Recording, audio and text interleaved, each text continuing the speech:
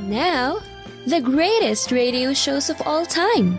Suspense. The Shadow Node. Washington calling David Harding, Counter Spy. Classic radio theater. The Great Gildersleeve. Fibber McGee and Molly. Dragnet.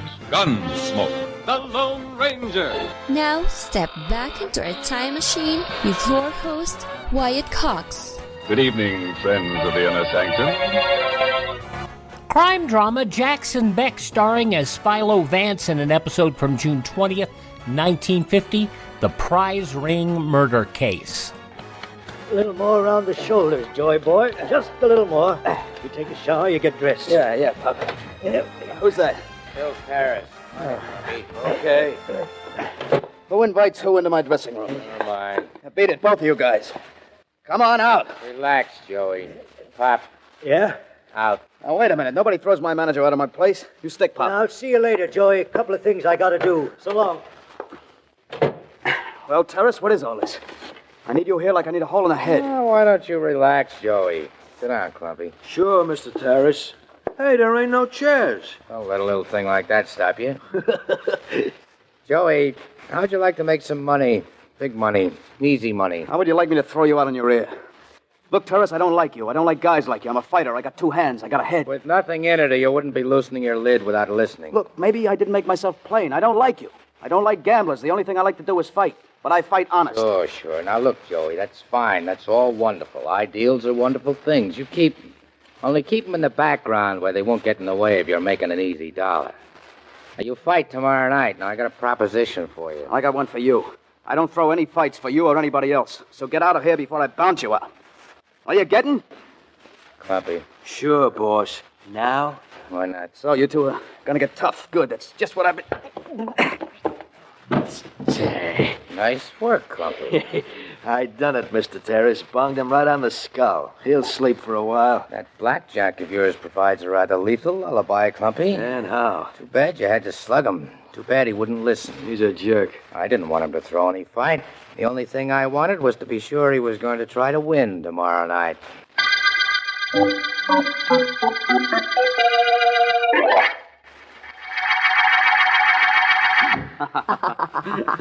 Hey, take a look at these hands, honey. Uh-huh. They ain't very pretty, are they? Oh, they are to me, Joey. You got bum taste, honey. Bum taste in hands, bum taste in boyfriends. What do you want with a lug like me? What? Anybody else said that, Joey, I brain 'em. That's my girl. Anybody says anything different than that, I brain 'em too. You can't go around braining people just like that, honey. Only one way to make me stop. Mm. Oh, that's the way. Well, I got a fight tomorrow night, and I'm keeping you awake, so I think... Hi, kids. Oh, Pop. Hello, Pop. I was just leaving, so it's perfectly all right with me if you want to tuck your little lightweight into bed. In a minute. You better wait a while, honey. Oh, how bad can that be? Hey, what's going on, Pop? Why did you walk out of the dressing room this afternoon when Phil Terrace told you to? That's what's going on, Joey. That's what I want to talk to you about. Well, I'm listening. Terrace didn't want you to throw the bout tomorrow, Joey. No? I'll bet. He didn't. He's got a bundle going on you, same as I have. He's betting you to win. What? So what did he want, then? Wanted to know Joey'd be in there trying. What I think he's doing is building up Joey until I get Joey a big match. Then he's going to want Joey to lay down. Hey, Pop, what kind of business is this? I'm a fighter. When I win, I win. When I lose, it's because some other guy hits harder. Now, let's skip all this talk about throwing fights. I got to get to sleep. Sure, boy, sure. Night, honey. Night, Joey. Make it good tomorrow night. I'll be listening. I'll do my best. Sure. How much dough we got going on this tomorrow night, Pop? The bankroll, Joey, the works. 35 grand at even money. What did I say to you, honey? Did I do my best? That's what my boy said. I'll take it back. For 35 grand, I'll do even better than that.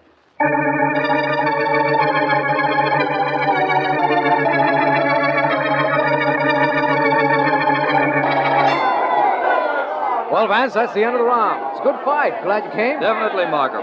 I don't think our boy's going to last, though. Joey Martin, I still think he'll win. The other fellow's tired. He's tired of hitting Joey's chin so often.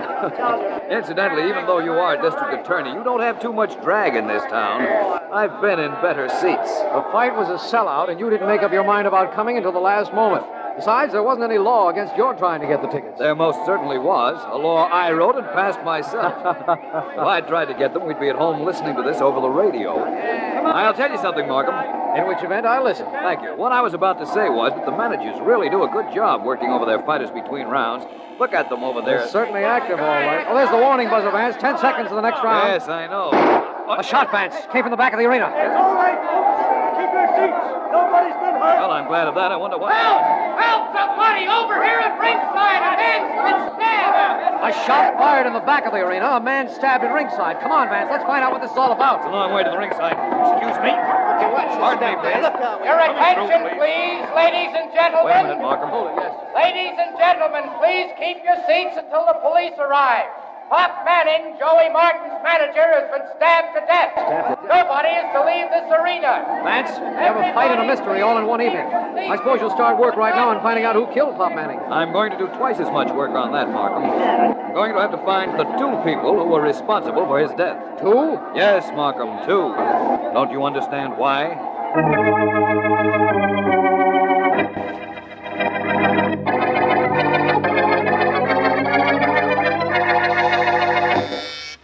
Yes, Miss Henderson? Mr. Vance, Mr. Markham hasn't called in on his private line, has he? No, I'm waiting here in his office in case he does, though. Well, perhaps you ought to see this young lady in as much as Mr. Markham is out. What young lady? Well, she says she knows something about the killing of our fight manager last night, and she's here with me in the outer office now. Please ask her to come in. Yes, sir.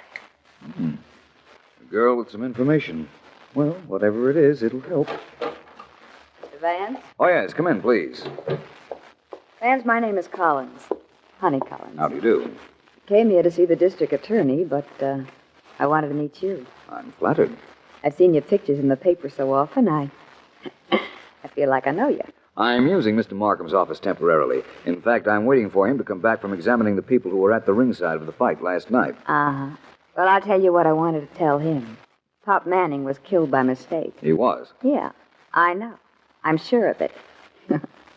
I should know. I'm Joey Martin's girl. You're the girlfriend of the fighter whom Manning managed. That's right. And I'll tell you that somebody wanted to kill Joey. And Pop got it. Only he wasn't supposed to. Who was it that wanted to kill your boyfriend? A character named Phil Terrace. He's a gambler. I've heard of him. What makes you think there was an error made, though? We'll figure it out. There they were, Pop and Joey in Joey's corner. I know. I was there. Oh. Well, then you saw it, didn't you? Pop was bending over Joey, working on a cut on Joey's chin. The 10-second buzzer had sounded. Only Joey jumped up ahead of the bell to start the round, and Pop moved in to pick up a stool. You're very observant. Don't be silly. I wasn't even there. I can't watch Joey when he fights. Joey told me. This is his idea, not mine. The idea being that when Joey moved and Pop took his place for a second, that's when the man who held the knife made his move. Uh-huh. It was all timed. I know how it was timed. Oh? It was timed so that once the shot was fired and the man with the knife started his move, he couldn't stop it. And I agree partially with what you've told me. I had an idea Pop Manning was killed in error. You did? Yes. Why would anybody want a manager dead? Want him dead so badly he took a chance killing him in front of 15,000 people. Don't know. All the things you've pointed out to me, I saw for myself. Then I did right coming here. You most certainly did. In fact, that's the district attorney's private phone. Excuse me just for a moment. Sure. Vance speaking. Markham, Vance. Oh, yes, Markham. We questioned everybody at the ringside. Everybody who had the slightest chance of getting near enough to Pop Manning to put a knife in him. And? And everybody swears he was aware of what the man next to him was doing at every moment between the time the shot was fired and the body was discovered. And nobody moved toward the ring. Which they'd have to do in order to stab Manning, unless the knife was thrown. It wasn't. The murderer held it. And there are no fingerprints on it. Markham, was a man named Phil Terrace at the ringside? Yes, he was. I questioned him myself. And the man next to him, too. According to that man, Terrace didn't move. Well, perhaps that man works for Terrace, Markham, and is alibying him. That is possible, of course. I've let him go, but I know where I can pick him up. Well, let me do that, please. All right. And Markham. Yes? There's a very charming young lady in your office who has a very good theory about Manning's death. What's that? Well, she seems to think that Manning was killed in error by somebody who wanted Joey Martin, the fighter, out of the way. One of those prize fight gambler things that didn't work out? It might be. That's why I asked if you questioned Phil Terrace. I see. Markham, from the look of things, if he killed Manning, by mistake or intention, He did it in a way I can't figure out. Which means what? That he isn't only a gambler, he's a magician.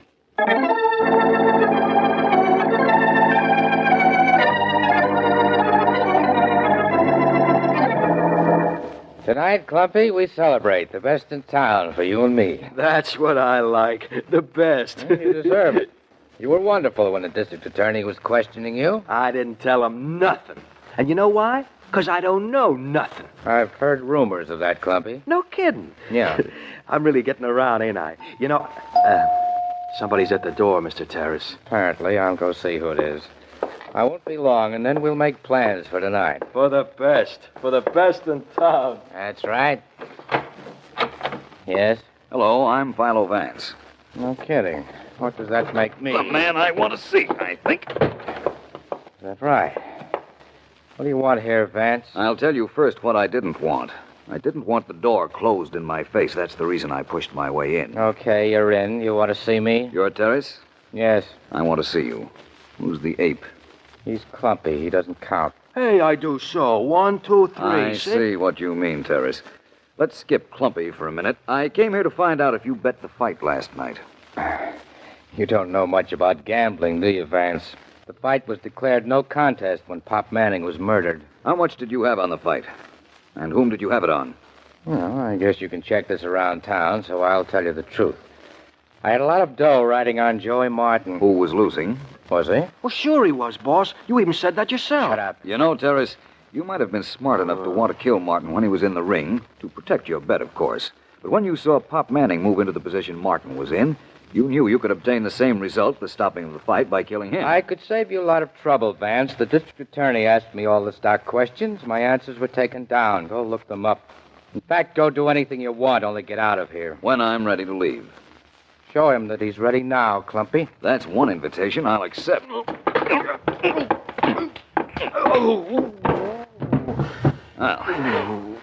that takes care of your stooge, Terrace.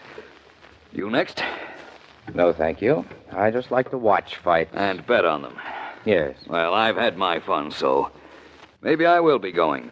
With a promise, of course. A promise that someday we'll return again to the beautiful island of paradise where the blue I'll waters... get that. No, you don't. This is my house. Oh, too late, my friend. Well, Joey Martin. Who are you? My name is Philo Vance. I'm investigating Pop Manning's murder. What are you doing here? Oh, He came to see me, of course. We're friends, good friends. Come on in, Joey. Yeah. Tell the man we're friends. Even if he did, who'd believe him with that look on his face? I think I'll leave you two playmates alone. I've met some interesting people, and I've established a motive for Pop Manning's death. Now I think I'll get to work.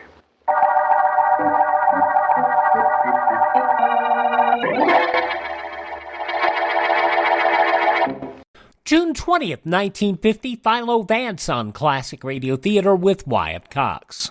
You ever make a change and then think, why didn't I do this years ago? Well, that's how people feel about switching to MediShare for their health care, especially now with inflation the way it is. People are very happy with the savings. Most families save about $500 a month when they switch.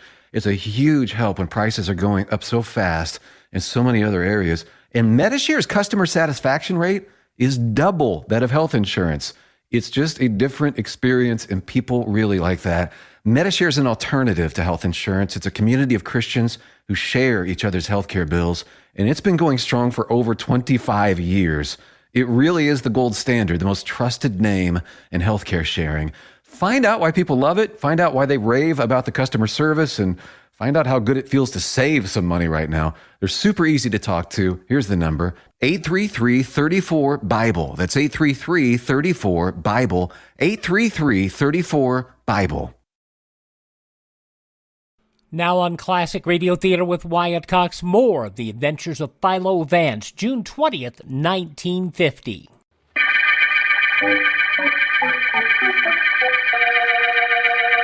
This is District Attorney Markham.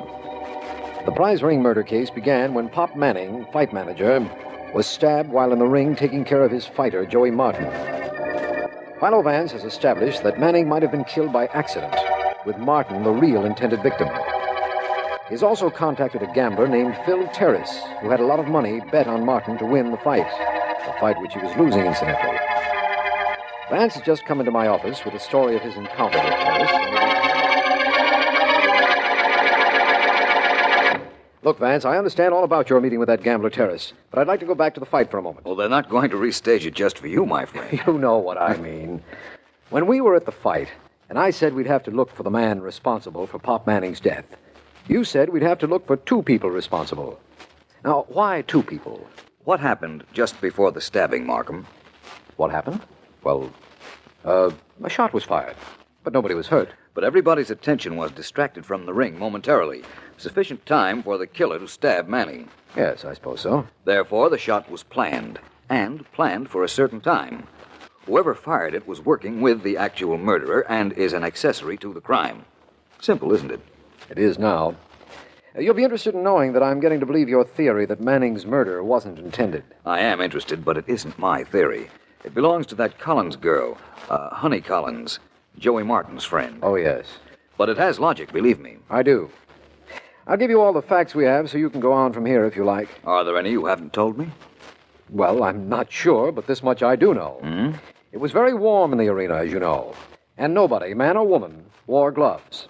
Yet, there were no fingerprints found on the knife. A handkerchief around the knife handle would keep prints off. But you can't wind a handkerchief around a knife, step up and stab somebody without being seen or without the movement being noticed, granting that everybody was looking toward the back of the arena where the shot came from. I've already indicated to you that Terrace had an employee alongside of him who could have lied. Yes, but I have the feeling that you're holding something back. Really?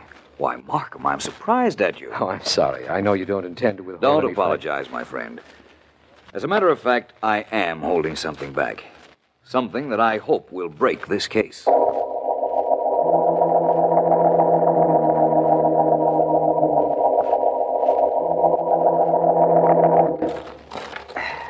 You don't mind me talking to you while you're working out with the pulleys, do you, Joey? No, honey. I'll tell you what I came up here to the gymnasium for. You mean there was another reason besides just seeing me? Yeah, Joey. I want you to fight somebody. Somebody get fresh with you? Who is it? Tell me who it is. I'll knock him silly. Nothing like that, Joey. Huh? This is a fight I want you to have with a pro. And we give the dough you get to Pop's family. What for? Oh, Joey, you know they could use dough. How come? They got plenty. Whoa. Pop had a lot of dough bet on the fight. That's dough that don't have to be paid out to nobody now since they call it no contest. Pop's family's got that. How much was that, Joey? You again. What are you doing here? Hello, Miss Collins. You remember me, Philo Vance. Hi. Joey, you were saying that Pop had money bet on the fight. On you? Who else? How much? 35 grand, our bankroll. It ain't no crime to bet on yourself, is it, Vance? No, but it is a crime for a fighter who claims to be honest to associate with gamblers like Phil Terrace. You mean when you saw me up there yesterday? Well, I'll tell you why I went up there. I wanted to knock him from here to China for what he did to Pop. Well, sure, Joey thinks Terrace wanted to kill him and got Pop by mistake. Like I told you. Joey may be right. But then again, he may be wrong. But so wrong. So long, Vance. I said so wrong, not so long, Joey. You know, I was at the fight with Mr. Markham. I think I saw something. Oh, from where you were sitting, you're lucky you saw the fight. The seats weren't good, but they did put me at the scene of a crime. Something that hasn't happened for a long time. So what did you see, Vance? Well, what? You'll find out. And so will your friend Terrace. And by the way, if you should see him... I won't. Well, if you should, tell him for me to enjoy himself. What kind of a message is that? Oh, I haven't finished. Tell him to enjoy himself while he still can.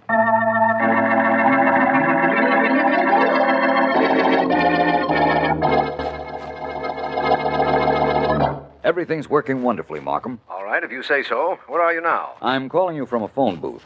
I left Joey Martin and his girlfriend about an hour ago after giving them a message for Phil Terrace.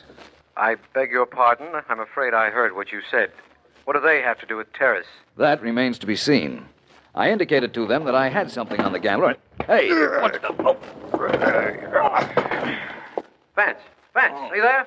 Vance, what's going on? No, it's all right, Markham. Somebody just opened the door of this phone booth and slugged me. But it didn't take. I'm glad it didn't. Any idea who it was? Yes, it was that stooge of Terrace, a fellow named Clumpy. You know what this means, don't you, Markham? I think so. It means that apparently Terrace got your message.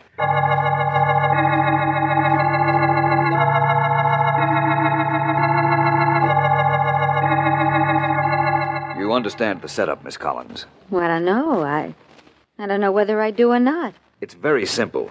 You get Joey and go to see Phil Terrace. Uh-huh. Have Joey say that he's ready to do business with Terrace. Get Terrace to make him an offer. Well, I understand that part of it. Only, how is that going to prove he murdered Pop Manning? I don't want Terrace around loose while I close the case against him. Oh. Now, you do what I ask you to do. Markham and I will come in, and we'll be able to arrest him for trying to get Joey to throw a fight. And then when you have him in jail, you'll be able to work out in the open. Exactly. Uh-huh. We'll take Terrace and his friend Clumpy to jail, and I won't have to worry about making phone calls anymore. You're sure it was Clumpy that slugged you? Positive. Now, will you do as I ask, Miss Collins? Sure. Only, Vance, Yes? my friends call me Honey. We haven't really had time to become friends, have we? Whose fault is that? Well, let's just say there was a chronological obstacle. Well, whatever it is, can't we kick it out of the way? I like you, Vance. What about Joey? Oh, I like him, too. That's the trouble with me, I think. I'm a goon. I like everybody.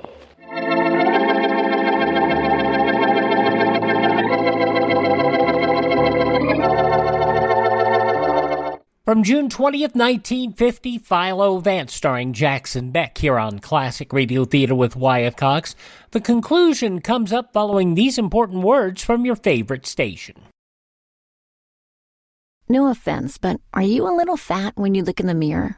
How would you like to learn the secrets to lose 3 to 5 pounds a week easily without joining the gym or going through any crazy diets? It's called Body Sculpt by Med Diet. For the last 2 decades, we've been helping people just like you that have pounds they want to shed. We've helped millions of people lose thousands and thousands of pounds over the years. And now it's your turn. Learn the secrets of how to lose weight with one simple phone call. You'll see an amazing difference in a matter of days. Don't believe us? We'll offer you a money-back guarantee. If you're ready to start losing weight right now, call right now to learn more about your risk-free order to Body Sculpt. Call for your risk-free offer. 800-738-5332. 800-738-5332. 800-738-5332. That's 800-738-5332. Are you in bad pain? You know what I mean. Your knees hurt. Your shoulder hurts. Your elbow and back are constantly killing you. And I'm sure you've tried every pain pill or cream available at the drugstore. Am I right? Well, here's something you haven't tried. Pain Magic. Pain Magic is not available at any drugstore. The only place you can get it is by calling the special toll-free number I'm about to give you. And to make things even better, call right now and find out about our buy one, get one free offer. We're so confident it'll work for you that we offer a free bottle with your purchase. No prescription required. Call now to learn how you can get Pain Magic and get rid of your pain. Remember, your results may vary. 800-492-8164. 800-492-8164. 800-492-8164. That's 800-492-8164.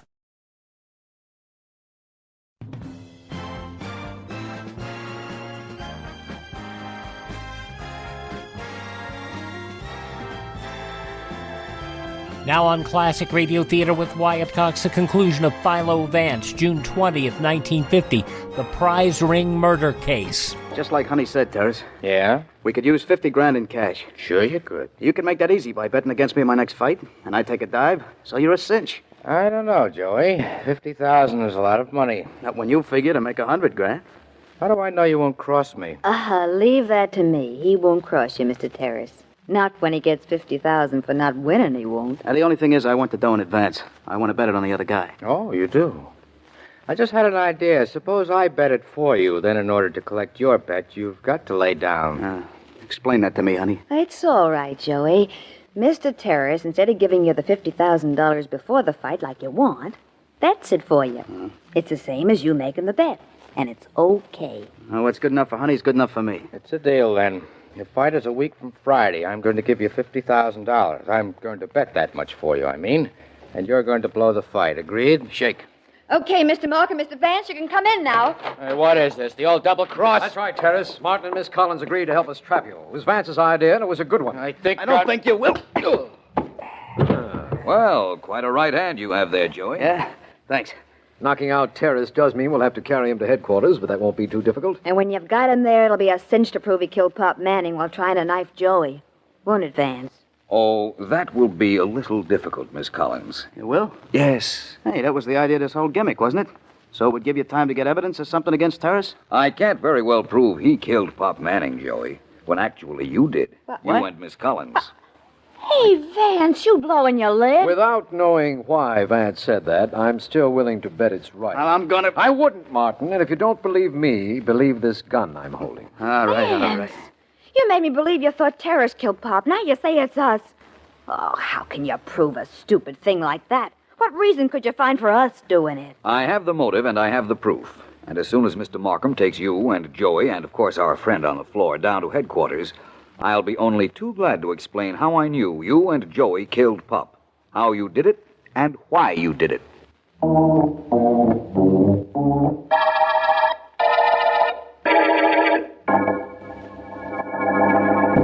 Let's begin with the motive, Markham. All right. Joey was losing the fight. A fight he knew Pop Manning had bet their combined bankroll on, so he wanted the fight declared no contest. So he killed his manager? Yes, only it isn't as simple as that. You see, the plan Joey and Honey had to be worked out in advance. And there was the detail of the knife to be handled. Maybe you'd better just tell me what happened. All right. Joey thought he might lose the fight, so he arranged with Honey to fire a blank cartridge at a certain time if he were losing. Uh-huh. She did. And he had a chance to stab Pop Manning and push the body back into the ringside customers while everybody was looking toward the back of the arena. Honey's confession indicates that's what she did. But how did the knife get into the ring? I think Joey will tell you he asked Pop to have a knife put in the water bucket. Made up some reason like wanting to be protected in case Phil Terrace tried to get to him. Anything at all. Oh, I see. Now you want to know how I knew Terrace wasn't involved in the killing. And how you knew Honey was, but that can wait. Well, let's take Terrace first. All right. When you told me that the man alongside of him swore Terrace hadn't moved toward the ring when the shot was fired, I pointed out that that man could have been an accomplice of the gamblers. And he was. A fellow they called Clumpy. But how about the man on the other side of Terrace, Markham? He wasn't an accomplice, was he? No, he was a sports writer. Come to think of it, Vance, if Terrace had moved, he'd have told me. I'm sure he would have. And now to our friend Honey. She tried to cover herself by insisting to me at one time in this case that she had never seen Joey fight and had never been in an arena. Yet she knew where you and I were seated at the fight, Markham. That's right. She told me in your office that she recognized me from my pictures. And later in the gymnasium, she indicated that we couldn't have seen much from the bad seats we had. And when she knew where we were seated, you knew she must have been there. Must have been there, spotted us, but proceeded with her plan regardless. Yes. Anyhow, once I knew she was lying, I knew what the reason must be. And after I realized that the only man near enough to stab Pop was Joey, and that Joey was the only man outside of his opponent who wore gloves, hence no fingerprints, why, that was it. So it was. Of course, that fellow Clumpy attacked you in the phone booth because you had knocked him out in front of his boss, and he wanted to regain face. And I framed the situation involving Phil Terrace because he belongs behind bars. And to keep Honey and Joey from suspecting they were suspects in Pop's murder. Yes, I know. And, well, there you are. Yes. You know where we are, don't you, Vance? I think so. We're at the end of the prize ring murder case.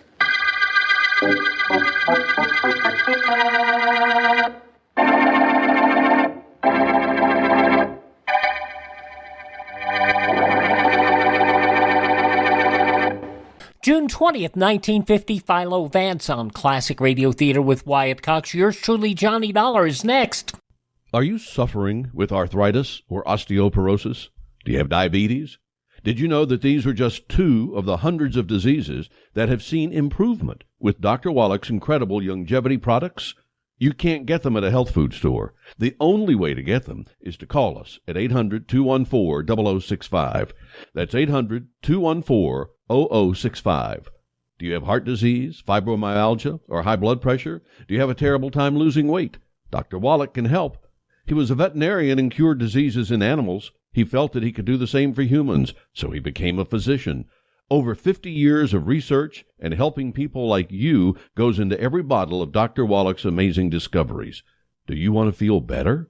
Learn how to treat the cause of your problem rather than covering up the symptoms with drugs. Call 800-214-0065. That's 800-214-0065. Now on Classic Radio Theater with Wyatt Cox, Part 3 of the 5-part Yours Truly Johnny Dollar story, The Pearling Matter. This is from June 20th, 1956. From Hollywood, it's time now for... Johnny Dollar. Your number's ringing now, Mr. Dollar. Oh, swell.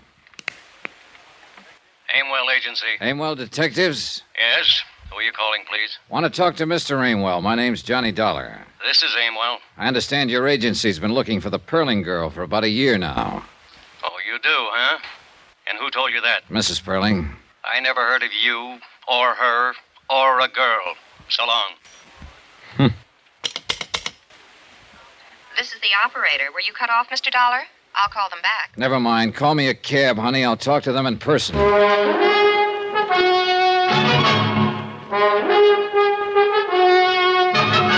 Tonight and every weekday night, Bob Bailey in the transcribed adventures of the man with the action-packed expense account, America's fabulous freelance insurance investigator. Yours truly, Johnny Dollar.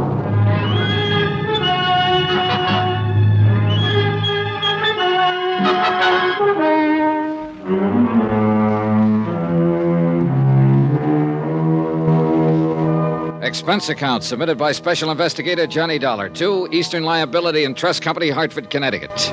The following is an accounting of expenditures during my investigation of the Pearling matter.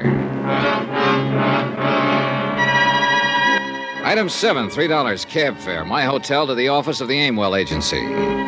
A red-headed girl at the switchboard looked me over like I was a car she didn't want to buy. I told her my name and that I wanted to see Niles Aimwell. She told me to sit down and wait.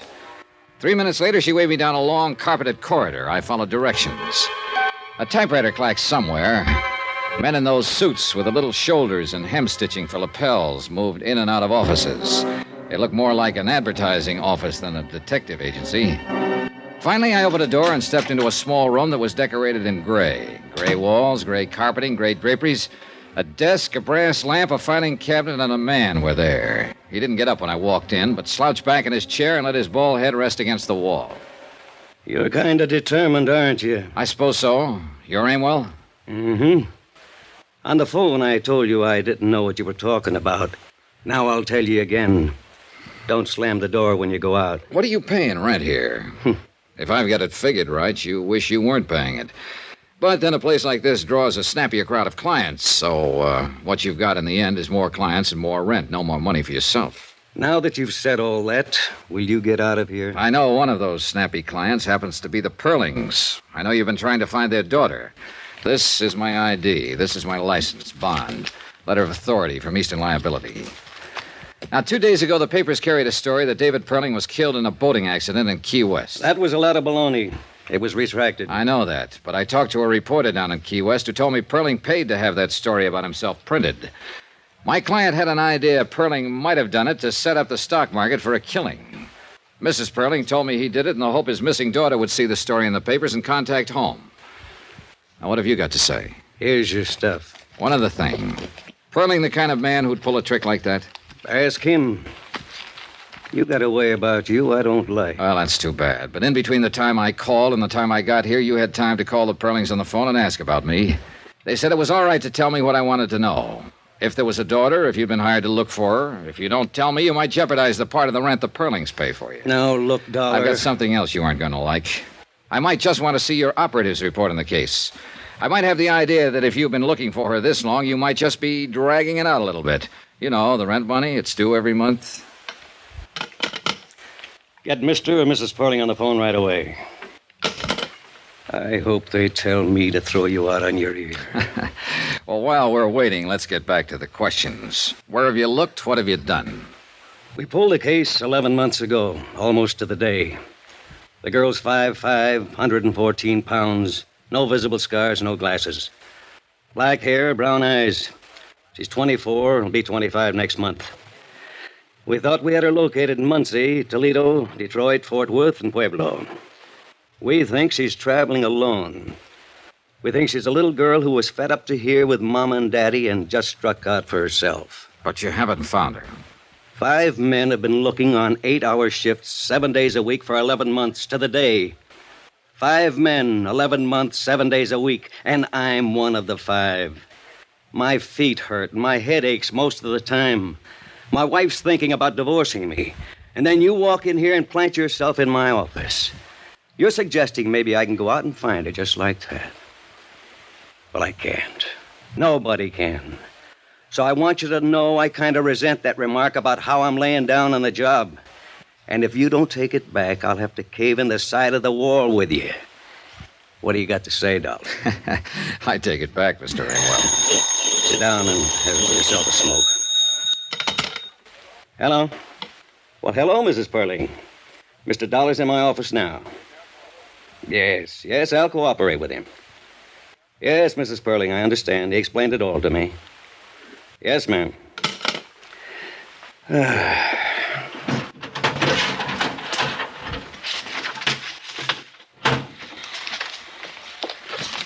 whole file, everything. How would you like somebody to bring up a bottle of cold beer? Oh, I'd like that fine, Mr. Amwell. Niles Amwell, in between complaining about the abundance of bad private operatives in the detective business, showed me how good he was.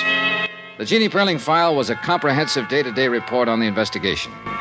His discouragement in the case was understandable. The only thing that meant something was the picture of Jeannie Perling. Coal-black hair over a fresh white-skinned face. Dark eyes, a nice smile. Somehow, not my idea of the daughter that would belong to David Perling. Too old, too young, or too something. I couldn't put my finger on it. If I had been able to, I could have ended this expense account right here. As it was, I spent $100,000. Somebody else's money, sure. But I spent it just the same. Well, Mr. Dollar, I'm certainly surprised at this development. You say Perling's daughter is missing? That's right, Mr. Scottman. And I'm convinced that the detective agency he's had looking for her have been doing just that. Well, then, I'm relieved to know you got to the bottom of this matter. I'm sorry, of course, for Mr. and Mrs. Perling, but, as I say, relieved that there was no attempted financial manipulation. I think then I can call you off the case. There is no case now. Nope, guess not.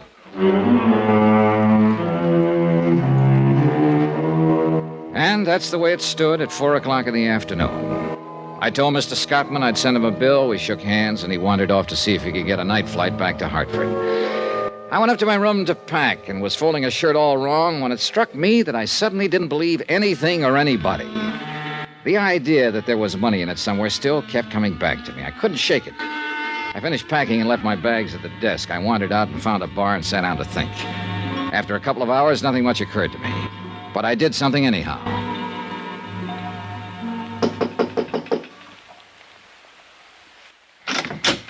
Oh, hello, Dollar. Hi. My plane doesn't leave until 11 o'clock. I haven't had dinner yet. I didn't come about dinner, Mr. Scottman. Oh, what is it? Well, how does this case strike you? Eh? A phony death report, a missing girl, a stock market manipulation that didn't come off. How does it strike you? Well, very neat, if that's a phrase I can use, Mr. Dollar. We had a question with serious implications to it. We have an answer now. That's what we wanted. But it's too neat. I'm not sure I know quite what you mean. Look, you first called me in because it was halfway in your mind that Perling's alleged death was for the purpose of making money on the market. Now, why did you think that? It was a possibility. But what else? What about Perling? What do you mean? Do you know him? Ever met him? Do you think he was capable of a thing like that? Not now. No. I have proof from you that wasn't his reason at all. But you thought so before you had that proof. You suspected it. Suppose I did, yes. Well, I didn't know him from a load of coal, but I always figured there's money in it somewhere. And I've met David Perling. He doesn't seem like the kind of man who'd worry about a grown daughter who didn't like him and ran away. Just didn't seem that way. Oh, here now. A detective agency working on the case, a story in the paper. But no police, Mr. Scottman. No bulletins. No 100% effort to find her. Why? I suppose you have a good point. I'm sure I have a good point, Mr. Scottman. Money's always a good point. But what money, how, why, I don't know. I can't answer those questions. I wish I could. If I could, I'd know that a man like Dave Perling was lying through his teeth if he told me he wanted his daughter back safe at home. I'd know why he was lying. I know I'm just talking and getting nowhere right now, but... Well, I thought I'd better tell you what was on my mind. Yes, well, you've certainly done that. Now what? That's up to you. Oh. Well, if you feel so strongly about this, I think then you should continue. I thought it was ended, but in view of the circumstances, continue. By all means, continue.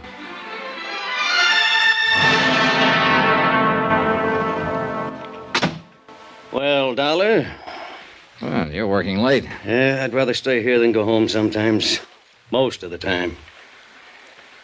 Hey, well, we might be seeing quite a bit of each other. How did you know? Hmm? Perling told me to contact you. You're pretty cute, Dollar. Tell me why. You hardly ever run across a picture of a girl you'd like to look at as much as this Perling dame. Oh, I might have. You know, you kid me most of the time, and I'm an old slob who stands around with hardly any fast answers. But you aren't kidding me this time, Pally. You show it all over. If I walked in a place and I seen a girl as nice looking as this, and I had me business with her, I'd be the luckiest guy in the world. Now, there are women, and there are women. But if that picture means anything, boy, she's a woman. And you want to meet her, right? Sure I want to meet her, but you're getting romantic. And if I saw, but didn't have any business with her, just saw, I'd go take a walk around the block before I talked to anybody. Yeah, I know. And I don't blame you. You're a very lucky fella. You're going to see her. That's why Perling asked me to contact you. Huh? Here. Came in about an hour ago. One of our men located her. Where? She's in New Orleans. He handed me the wire, and I read it over. Then I looked at him, he looked at me. I didn't ask any questions. He didn't say a word. It was a wonderful make-believe world, but it really didn't exist. Too neat and too tidy. And we all know the world's full of bumps. Ever hear of Mount Everest?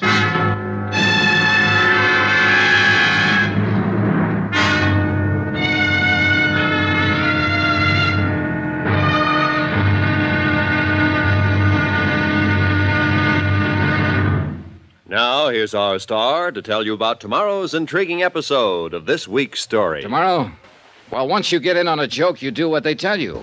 You go along with a gag. Join us, won't you? Yours truly, Johnny Dollar.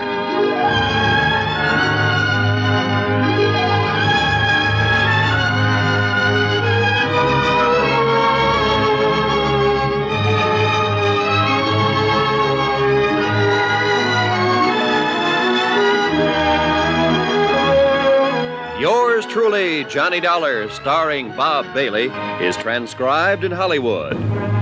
Written by John Dawson, it is produced and directed by Jack Johnstone.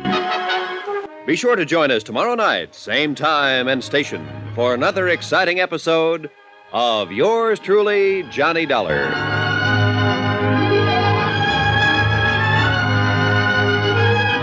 This is Roy Rowan speaking.